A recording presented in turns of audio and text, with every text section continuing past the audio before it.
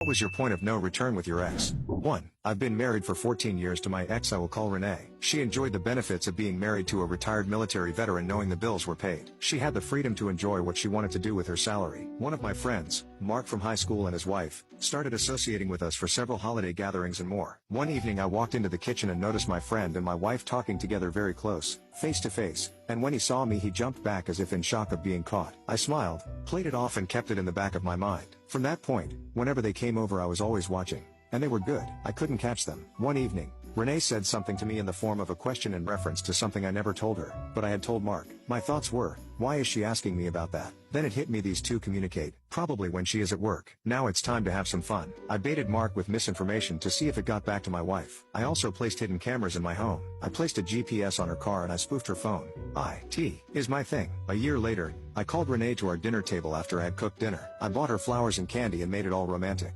I even dropped roses from the front door to the table. She was in tears. I said, "Baby, I got something special for you." She put on sexy clothes and all the best perfume. I gazed into her eyes and said, "I love you and it's been a wonderful 14 years. If you are unhappy and want to move on, let me know. I will always love you. And if you are cheating on me, I will forgive you." She denied it as I expected, but she did say she wanted a divorce. She wasn't as happy as she should be, yet she didn't want to spoil the evening. After an hour of talking there was a doorbell and a knock at the door. I said, "Would you get the door? I feel it will be for you." She looked odd and answered it. There was inaudible small talk and when she returned she looked pissed. "So you served me with divorce papers? And you are asking for the house and half the furniture? You're crazy. I'll give you the divorce but you will sell this house and I want half the equity." I said, "I doubt it. Sit down." I handed her a manila envelope of photos and asked her to open it. As she looked at them, her eyes looked horrified and embarrassed. See, the folder was filled with photos of her meetings at the hotel, a GPS log of her rendezvous and copies of her cell phone bills for the last 6 months, with highlights of her calls. Then, she turned the page and saw her life flash before her eyes. She grabbed a photo of her and Mark naked in our bedroom as they were having sex but on the floor in her chaise. She paused and said, "Where did you get this?" "That's not the question you should be asking." I said, "How dare you violate my privacy like this?" Says Renee, "Here is what is going to happen. We are going to generate a mediation agreement. We will divide the household property and you will initiate a quit claim deed removing your name from the title of our home." I said, "Now, if you don't do this, I will change those divorce papers from irreconcilable differences to adultery. Then I will subpoena Mark, his wife, and my other friends while I play the entire sex video in court. I'm sure Mark's wife would love to see this and all the other evidence." "Wait," she said, "I'll sign the mediation agreement if you promise not to take this to court." I agreed and 3 months later I put her ass out of my house. 2. Yesterday morning I was in court for the final settlement, where the judge decides how to distribute marital assets. My STB ex-wife has promised to destroy me, threatening to take me to the cleaners. So I wasn't exactly having the best morning when my barrister told me that the judge tends to be biased in favor of the wives in a settlement. The final moment came when STBX demanded a £17,000 lump sum, roughly £6,000 for my pension, and for me to have my house revalued at roughly £10,000 more than it's currently worth. She expected to walk out of the courts with an excess of £30,000 in her paw. I had no way to obtain that kind of money, other than to sell my house outright, and with nowhere else to go, I was screwed. Then the unexpected happened. In Northern Ireland, the court can rule in one of 3 ways in a divorce settlement. 1. 50-50, where all assets are valued and the total is split 2 ways. 2. Balanced, where if one person has considerably less, e.g., a housewife with no income, who gave up her career to raise children and has no income, they can be awarded a portion of income and spousal payments. 3. Necessity, where both persons' circumstances are examined and ruled on accordingly. E.g., both people own a house, both need a roof over their head and money coming in. Bear with me, this is where I get to my point. The judge, in a well-timed moment of clarity, ruled in favor of necessity, stating that we both had houses, both had similar incomes, and that my STBX chose to sublet her own house to students, and also rent a second home. A quick call to the landlord registry showed that she was not on the register, and a second call to the HMRC showed that she hadn't been declaring tax either. Not content with robbing me of £30,000, she also had an outstanding £28,500 in undeclared taxes. The presiding master ruled in favor of necessity. He ordered a clean break with no sharing of assets, houses, pensions or savings, and we were free to leave. I only had to pay £2,250 in legal fees. This was a good time to walk away. Forever.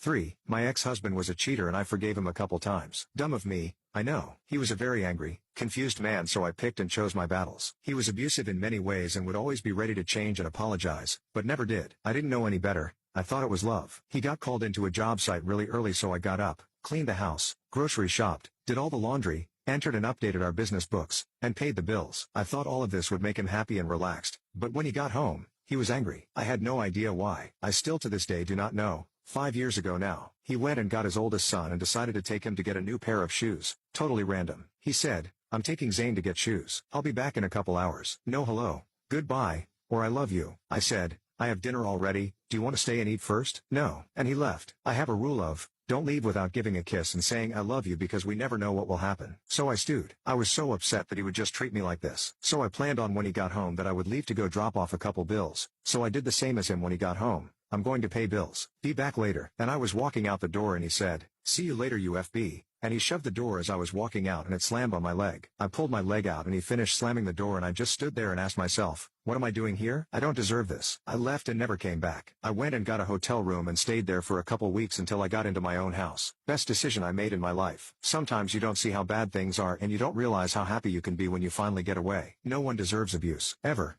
4. I was at a family function with my husband and his family. It was an outdoor wedding and I'd recently broken my foot and was in a non-weight-bearing cast. I had never been on crutches before, and I had only been using them a week. The wedding was at the house of a friend of the bride and groom. I was inside the house and had to step out onto the patio because the wedding was about to start. There was like a 4 or 5 inch drop from the inside of the house down to the patio. My mother-in-law looked worried. She offered to take my camera and purse. She looked at my husband and said you should help her, she might fall. He didn't offer to help me or come over to where I was standing. I thought it's no big deal, it's just a few inches. And I planted my crutches in what I thought would be the best position, so I wouldn't lose my balance. I ended up falling. The crutches fell out from under me and I landed flat on my back on the cement patio. I cracked the cast and a chunk was taken out of the bottom of it. My mother-in-law gasped out loud, and my husband immediately ran up to me. He didn't look concerned or try to help me up. He immediately went on a tirade yelling at me. What the hell were you thinking? Exclamation mark. His face was red with anger. Neither one of my in-laws stepped up to defend me. I looked at him, seething with anger, and said, get the hell away from me. After years of abuse, that was the point of no return for me.